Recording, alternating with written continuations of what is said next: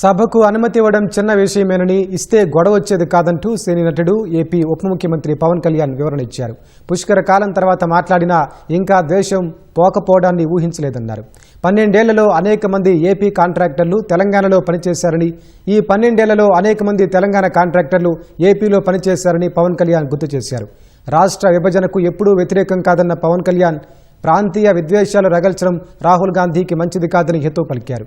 కేటీఆర్ తనకు సోదరుడితో సమానమని తప్పుగా మాట్లాడరంటూ పవన్ కళ్యాణ్ పేర్కొన్నారు. తెలంగాణ భూమిపుత్రుల జాగీరేనంటూ స్పష్టం చేశారు.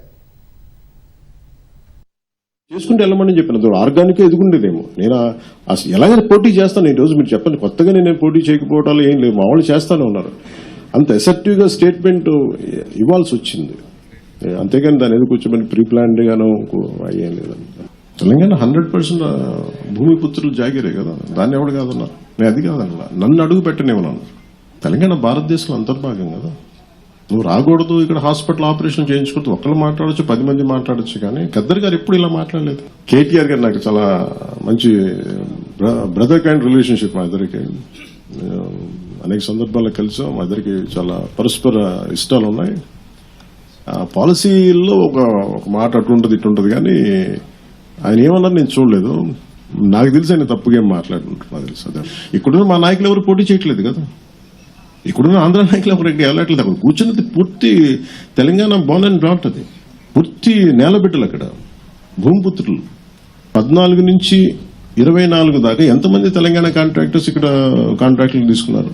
అలాగే తెలంగాణలో ఎంతమంది ఆంధ్ర కాంట్రాక్టర్స్ అక్కడ కాంట్రాక్టులు చేశారు. నేనేమంటున్నానంటే ఇవన్నీ మీరు జరుగుతున్నప్పుడు ప్రజల మధ్య ద్వేషం దేనికి? నాకు తెలుసు వెళ్తే ఏదో ఒకటి అంటారు, మళ్ళీ నాకు ఎందుకు లేని చెప్పి నాకు 12 సంవత్సరాలు వెయిట్ చేసిన తర్వాత పుష్కర కాలం తర్వాత అంత ద్వేషం ఉండదని అనుకున్నాను. మా వాళ్ళని అడిగితే ప్రేమగా వెళ్ళాను. నేను మహారాష్ట్రకి వెళ్ళాం, తమిళనాడుకి వెళ్ళాను. ఇంకా తమిళనాడు ఇస్ మోర్ వోలటైల్ కదా అలా మాట్లాడాలంటే. మురుగన్ మానాడికి వెళ్ళాను, దాదాపు 10 లక్షల మంది ప్రజలు వచ్చారు. కాంగ్రెస్ ప్రాబ్లం ఏమొచ్చిందంటే they have become too convenient. Especially Indian National Congress ఢిల్లీలో కూర్చున్న either it could be mister Rahul Gandhi or mister Kharge garu కావచ్చు, ప్రియాంక గాంధీ గారు కావచ్చు. I think they should, when they were running a national party, I hope they'll look at how their leaders are performing in each and every state. Na request entante, especially for the Congress, somehow you are stoking some unwanted differences in the country. I think they have to curb it. అది వాళ్ళు ఆప్ చేసుకోవాల్సిన అవసరం చాలా ఉండాలి.